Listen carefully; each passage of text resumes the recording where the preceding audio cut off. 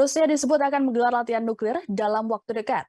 Informasi ini disampaikan oleh Moskow ke Amerika Serikat seperti diungkapkan oleh juru bicara Pentagon, Jenderal Pat Ryder, pada Rabu 26 Oktober. Diperkirakan dalam latihan senjata nuklir tersebut, Rusia akan melakukan uji peluncuran rudal. Menurut Pentagon, pemberitahuan itu sesuai dengan ketentuan perjanjian kontrol senjata terkini yang disepakati Washington dan Moskow. Salah satu ketentuannya adalah pemberitahuan ke Amerika Serikat apabila Rusia hendak menggelar latihan nuklir. Juru bicara Kementerian Luar Negeri Amerika Serikat Ned Price mengatakan, pemberitahuan ini sangat penting meski Rusia terlibat agresi. Meski begitu, Amerika Serikat tak mau untuk membeberkan secara detail pemberitahuan yang disampaikan oleh Rusia.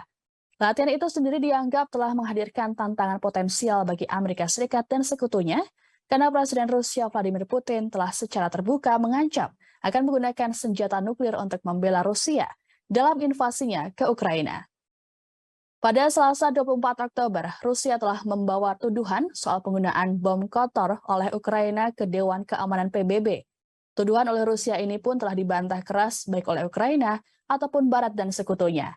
Mereka juga tak ingin tuduhan tersebut digunakan sebagai dalih untuk meningkatkan eskalasi konflik. Terima kasih sudah nonton. Jangan lupa like, subscribe, dan share ya.